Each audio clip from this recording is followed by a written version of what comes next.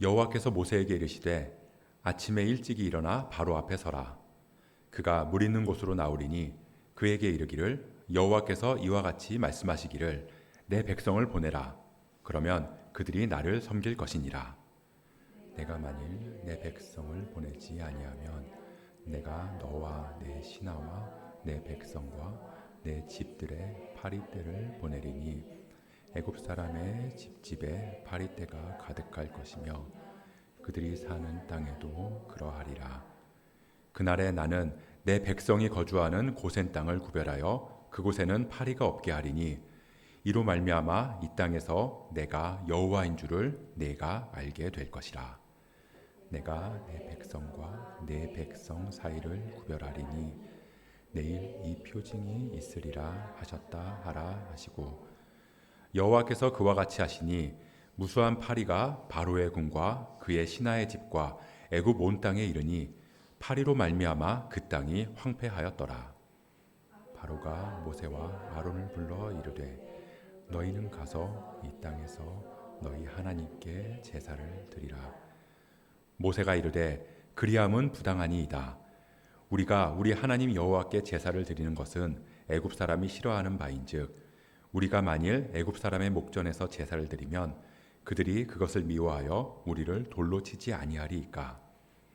우리가 사흘길쯤 광야로 들어가서 우리 하나님 여호와께 제사를 드리되 우리에게 명령하시는 대로 하려 하나이다. 바로가 이르되 내가 너희를 보내리니 너희가 너희의 하나님 여호와께 광야에서 제사를 드릴 것이나 너무 멀리 가지는 말라. 그런즉 너희는 나를 위하여 간구하라.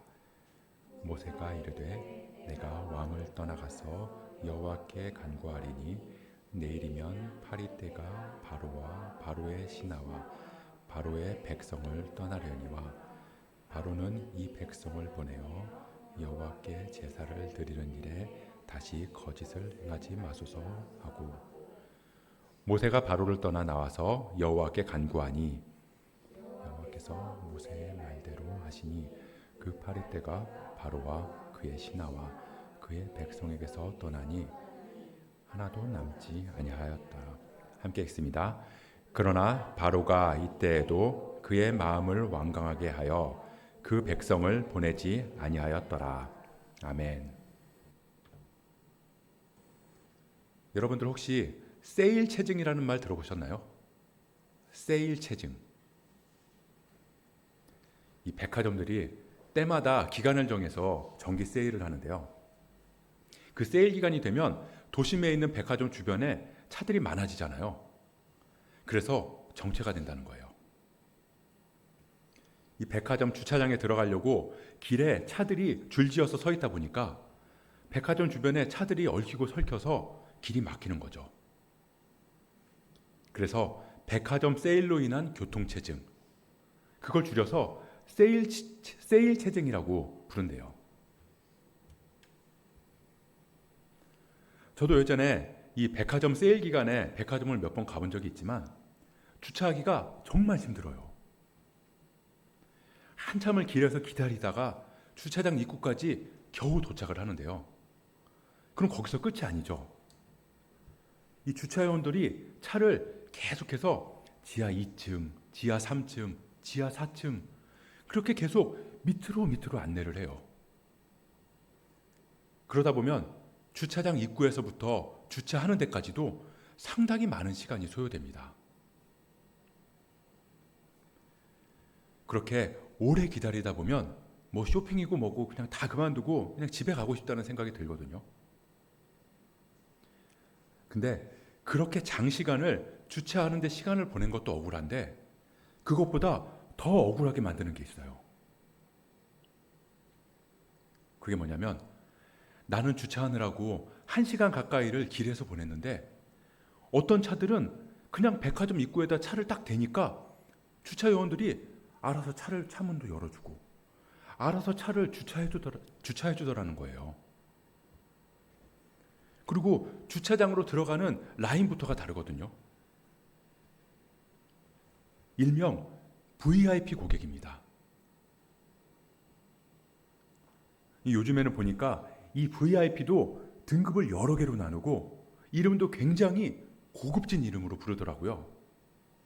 뭐 프레스티지, 뭐 에비뉴엘, 뭐 자스민 블랙, 뭐 트리니티, 뭐 이런 식으로 VIP들도 등급을 나눠서 불러요. 근데 백화점뿐만이 아니죠.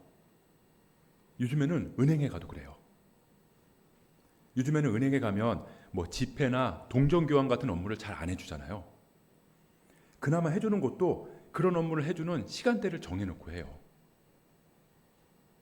그래서 그냥 은행 업무를 한번 보려고 하면 대기표를 받고도 한참을 기다려야 됩니다. 근데 그런 반면에 은행의 우대 고객 창구는 점점 늘어난다는 거예요. 일단 은행에서 우대 고객이 되면 기다릴 필요도 없고 전용 창구에서 전문 직원이 필요한 걸 다 처리해 주니까요. 뭐 공연장이나 영화관, 스포츠 경기장에 가면요. 좋은 자리는 VIP석이라고 정해서 그렇게 판매를 하기도 하고요. 음식점도 조금 고급 음식점이다 그러면 VIP만을 위한 전용 공간이 따로 있습니다. 그런 걸 VIP 마케팅이라고 하는데요. 그럼 VIP 마케팅은 이 파레토의 법칙을 근거로 해서 만들어졌대요. 이탈리아의 경제학자인 이 파레토가 이 세상을 연구를 해보니까 세상의 많은 것들이 20대 80의 원리로 굴러간다는 거죠. 그러니까 백화점의 매출도 상위 20%의 고객이 전체 매출의 80%를 차지하고 은행도 상위 20%의 고객이 전체 예금액의 80%를 차지하더라는 겁니다. 그래서 대부분의 기업에서도 이 상위 20%에 집중하는 마케팅을 할 수밖에 없다는 거예요. 그리고 사람들은 이 20%에 들어가기를 원하게 되는 거고요. 한마디로 말하면 구별입니다. 구별되었다는 거예요. 나는 그냥 보통의 사람들하고 구별되었다. 특별한 사람이다. 뭔가 존중받고 인정받고 대접받는 그런 선택받은 사람이라는 느낌을 갖게 되는 거죠. 그래서 VIP라는 이름으로 사람들을 구분짓고 그 VIP 안에서도 실버, 레드, 퍼플, 블랙, 플래티넘 뭐 이런 식으로 세부적으로 또다시 구분을 짓는 거예요. 그래서 구별되었다는 그 특별함을 자신의 정체성으로 인식하게 만들어버리는 거죠.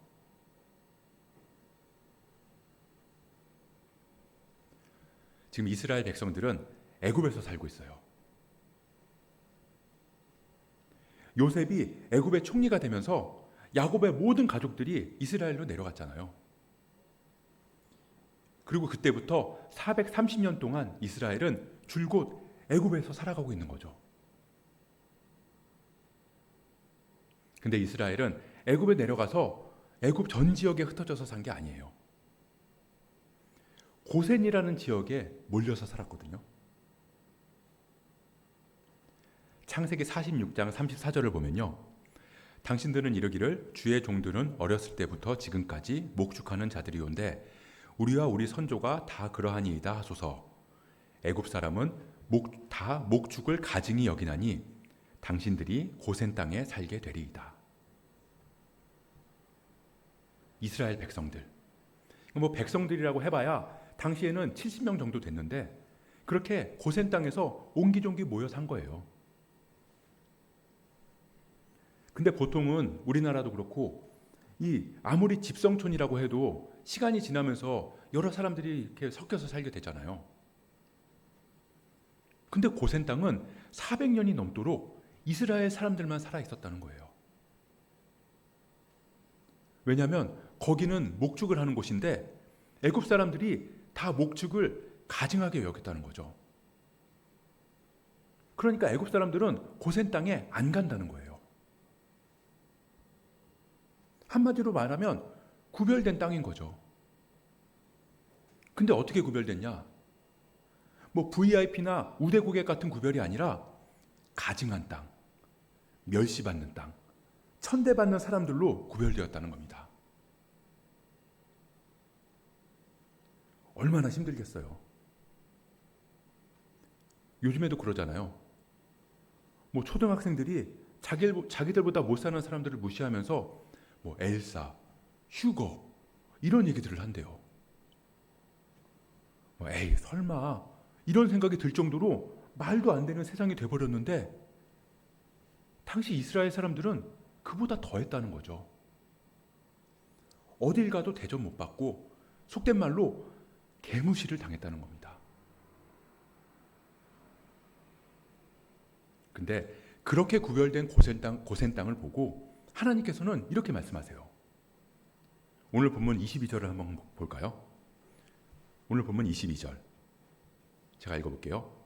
그날에 나는 내 백성이 거주하는 고센 땅을 구별하여 그곳에는 파리가 없게 하리니 이로 말미암아 이 땅에서 내가 여호와인 줄 내가 알게 될 것이다.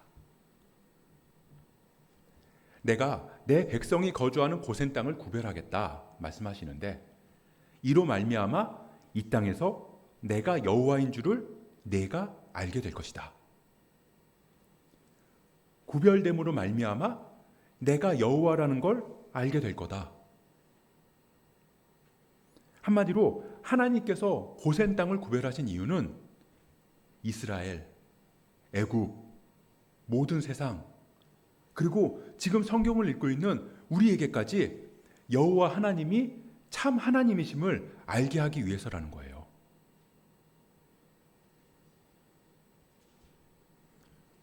고센은 소외된 땅이었어요.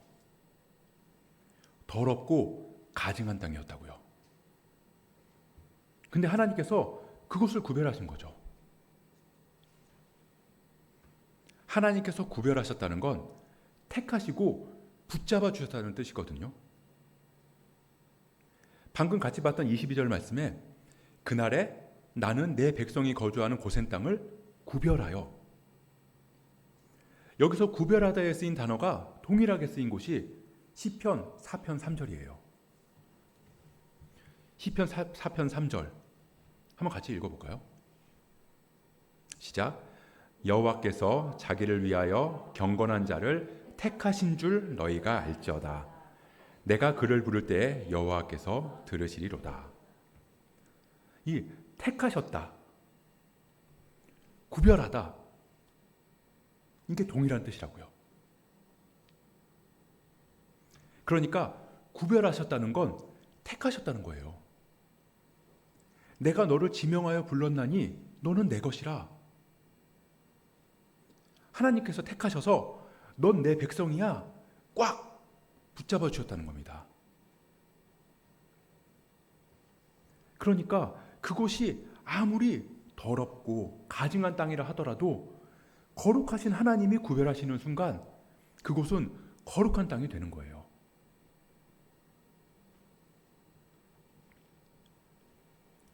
지금 내 삶이 고센 땅 같아요.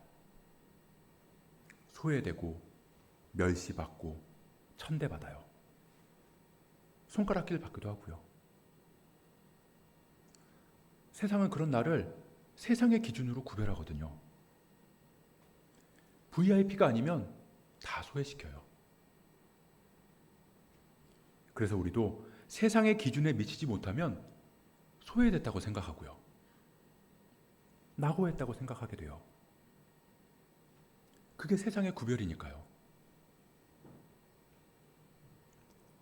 교회도 마찬가지죠. 사실 메가처치 아니면 교회로 잘 안 보잖아요. 교인이 없으면 목회 실패했다고 얘기하고요. 차림 못하면 무시해요. 근데 하나님이 뭐라고 하시나요? 내가 여호와인 줄을 알게 되리라. 구별의 기준이 여호와라는 거예요. 세상 누가 와서 나한테 낙오자니 실패자니 그렇게 말하면서 소외시켜도 우리를 구별하는 기준은 하나님이라는 겁니다. 애굽 사람들은 고센을 가증한 땅이라고 구별지었어요. 그러면서 나일강 부근을 그렇게 자신들이 사는 땅을 비옥한 축복의 땅, 그렇게 말한 거죠. 세상의 기준으로 구별한 거예요. 근데 하나님이 하나님의 기준으로 그 땅을 어떻게 나눴나요? 24절입니다. 여호와께서 그와 같이 하시니 무수한 파리떼가 바로의 궁과 그의 신하의 집과 애굽 온 땅에 이르니 파리로 말미암아 그 땅이 황폐하였더라. 애굽 온 땅이 황폐하였더라.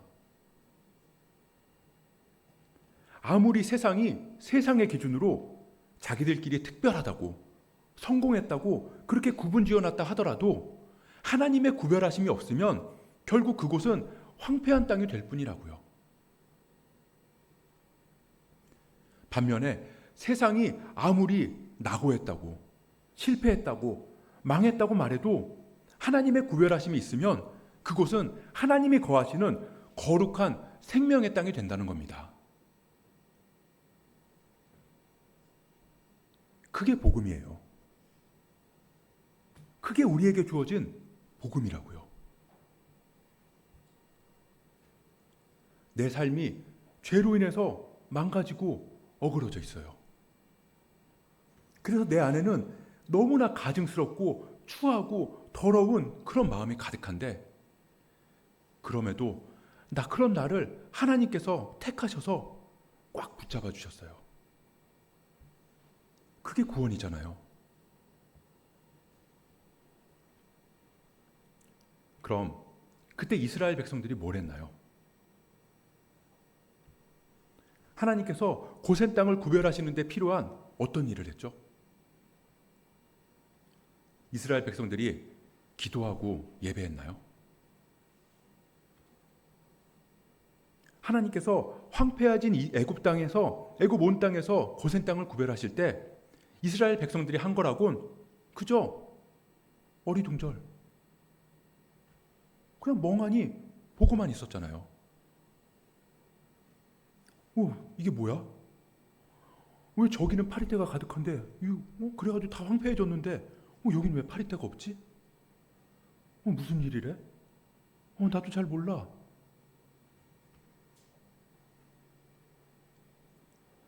이스라엘이 하나님 앞에 기도했기 때문에 하나님께서 고센 땅을 구별하셨더라. 이스라엘이 경건했기 때문에, 하나님 앞에 온전했기 때문에 하나님께서 고센 땅을 황폐함에서 건지셨더라. 이런 말씀이 없었다고요. 그냥 이스라엘은 아무것도 한 게 없었어요. 그냥 하나님께서 구별해서 택하신 것뿐이에요.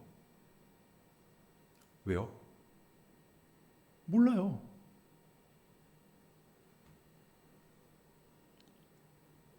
하나님께서는 우리를 왜 그리스도인이 되게 하셨나요? 나는 왜 그리스도인이 되었죠? 모태신앙이어서? 아빠가 목회자라서? 우리 집안이 3대째, 4대째 기독교 집안이어서? 아니면 내가 성경을 읽고 깨달아서? 누군가 전해준 복음을 내가 받아들여서? 그럼 누구는 모태신앙인데 왜 하나님을 안 믿죠?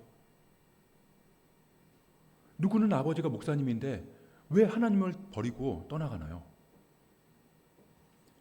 왜 누구는 같은 성경을 읽었는데 깨달음이 없을까요?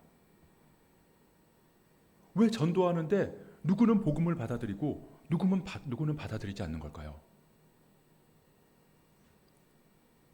도대체 우리는 왜 그리스도인이 되었죠?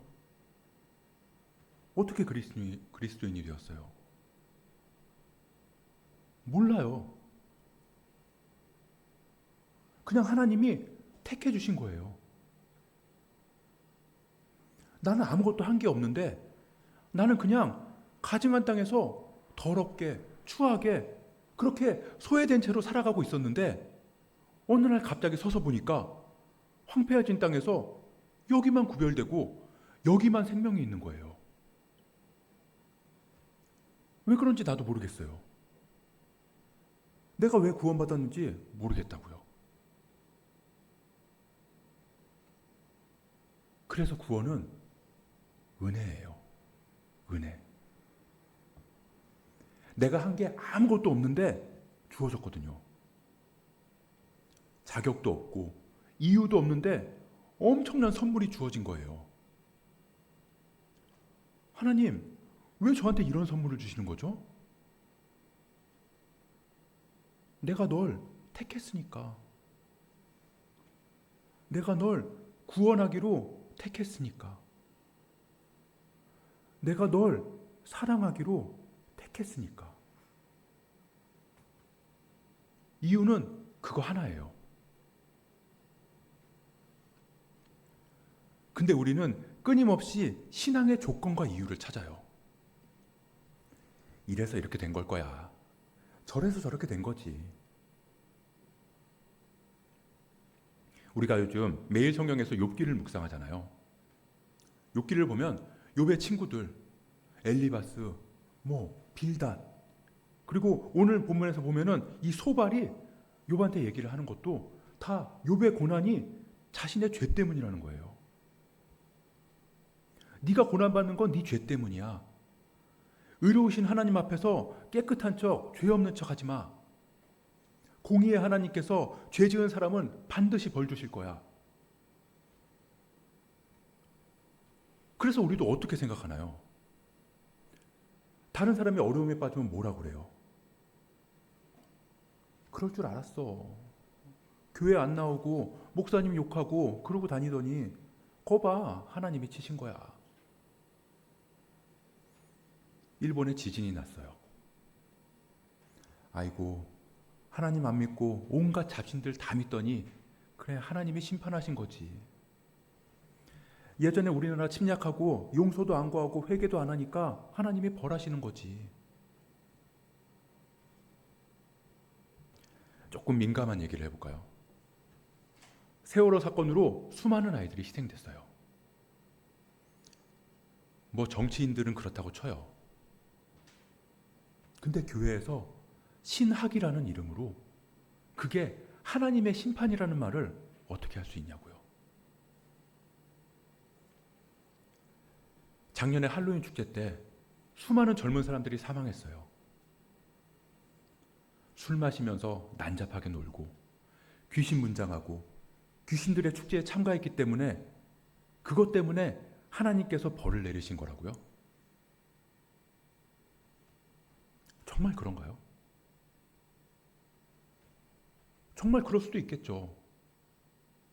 정말 그럴 수도 있어요. 그건 모르겠어요. 근데 저는 하나님이 그렇게 옹졸한 분이라는 생각은 하지 않아요. 너 잘못했으니까 벌 좀 받아봐라. 주일 빼먹고 여행 갔네? 두고 봐. 아무리 어려워도 그렇지. 감히 헌금을 빼먹어? 너 2배로 돈 나갈 일 생길 거야. 기대해.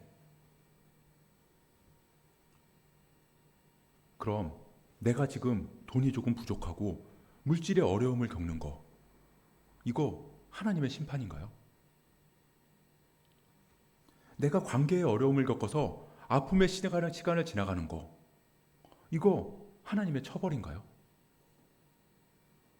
내가 사업에 실패하거나 병이 생기거나 우울증에 빠지고, 그거 다 하나님께서 보복하시는 거냐고요.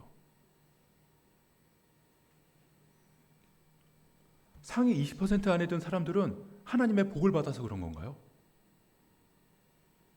오히려 악한 사람들이 더 잘 살던데요. 물론 우리는 그 안에서 하나님의 뜻을 구하고 찾고 물어야 돼요.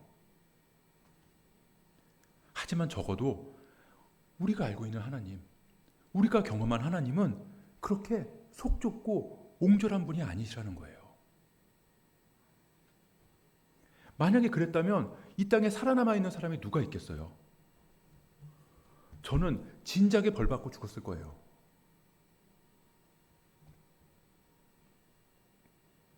하나님께서 고센 땅을 구별하신 게 이스라엘이 잘해서도 아니고요. 아니면 애굽이 못해서 그것도 아니었어요. 이스라엘이 의로워서도 아니고 애굽이 불의해서도 아니에요. 그냥 하나님의 주권이에요. 결국 욥도 나중에 고백하잖아요.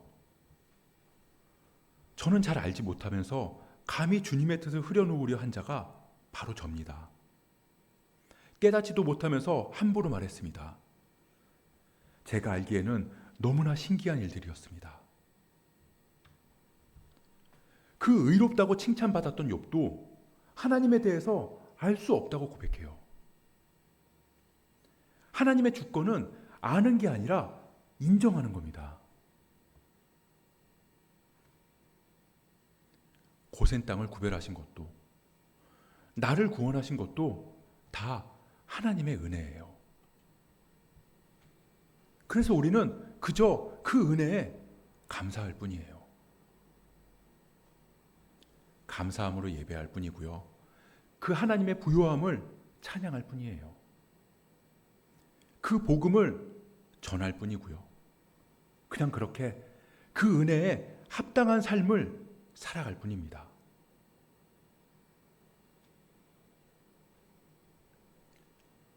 근데 하나님께서는 정말로 이스라엘 백성들만 구원하기를 바라신 걸까요? 하나님께서는 정말로 우리만 구원하기로 작정하신 걸까요? 우리가 택함 받았다는 게, 구별되었다는 게 VIP 돼서 이제 백화점 갈 때 긴 줄 서서 기다리지 않고 바로 들어가서 VIP 라운지 이용하고 그런 자격 주어진 것처럼 고작 그 정도의 특권인가요? 정말로 이 땅에는 천국 갈 사람, 지옥 갈 사람으로만 구별되어 있는 걸까요? 그럼 백화점에서는 1년에 몇 천만 원, 몇 억씩 써서 VIP 자격을 얻는데 우리는 천국 갈 자격을 얻기 위해서 뭘 했나요? 내가 그만큼 기도 많이 해서 그 자격을 얻은 거 아니잖아요. 내가 그만큼 성경 많이 읽고 예배 잘 드리고 헌금 많이 해서가 아니잖아요. 하나님께서 고센 땅을 그냥 구별하셨듯이 나를 그냥 구원해 주셨어요. 내 의로움이나 행위로 구원받는 게 아니라고요. 근데 그렇게 구원받은 사람이 어떻게 저 사람은 지옥 갈 거야 라는 말을 할 수 있느냐는 거예요. 어떻게 저 사람은 절에서 하나님한테 벌 받은 거야 라는 말을 할 수 있냐고요.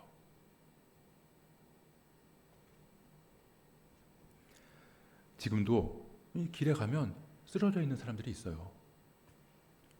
술에 찌들어 있고 약에 취해 있고 심지어는 감옥에 갇혀 있는 사람들조차 하나님께서는 그 사람들을 구별해 나가시는 중입니다.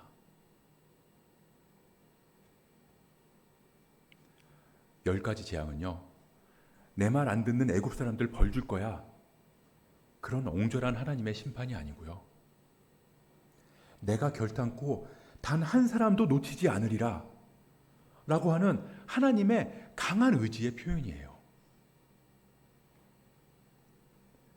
완강하게 버티는 바로 그 한 사람마저도 하나님의 하나님 되심을 드러내셔서 그런 바로조차도 택하시고 구별하시는 그 하나님의 마음을 볼 수 있는 거라고요.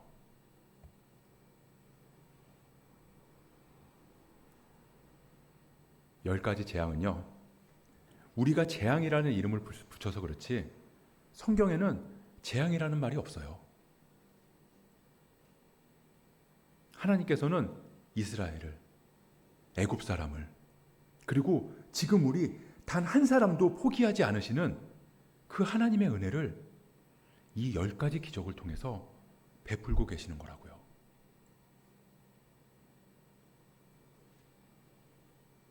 성경을 보면 사람은 늘 하나님을 배신했어요.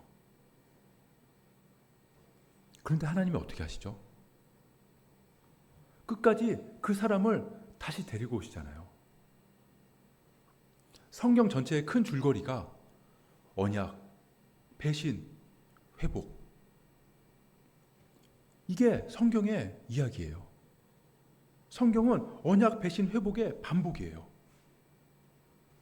하나님께서 택하셔서 약속을 주셨는데 사람이 그 약속을 배신하고, 그래서 무너진 그 사람을 다시 회복시키고 새롭게 언약을 주시는 그 사랑의 이야기가 바로 성경이 담고 있는 이야기잖아요.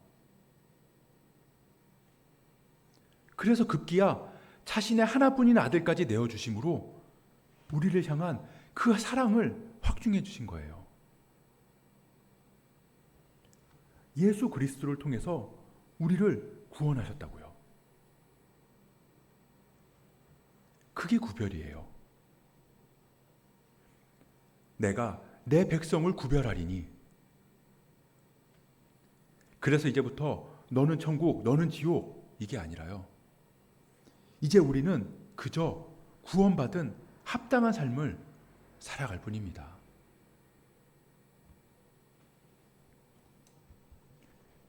그래서 또다시 바로 앞에 서는 모세처럼 우리도 매일 세상으로 나아가야 하고요. 그 세상에서 하나님을 예배하는 삶을 살아야 돼요. 어떻게 해요? 하나님의 명령대로. 그게 택함 받은 사람들, 구원받은 사람들의 합당한 삶입니다.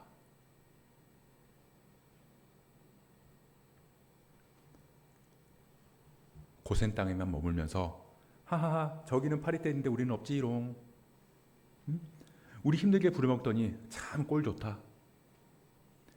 그래서 이스라엘은 고센 땅에서 오랫동안 행복하게 잘 살았습니다.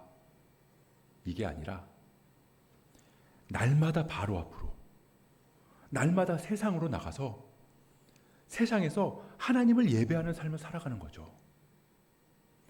날마다 파리떼가 들끓는 그곳으로 가서 그곳에서 택함 받은 사람으로서 하나님과 동행하는 사람의 모습으로서 살아가는 거라고요. 어떻게 해요? 하나님의 명령대로, 하나님의 말씀 붙들고요. 그렇게 세상을 향한 하나님의 마음, 모든 사람을 택하기로 작정하신 그 하나님의 마음을 품을 때 우리는 진심으로 세상에 복음을 전할 수 있는 거예요. 하나님이 세상을 이처럼 사랑하사 독생자를 주셨으니.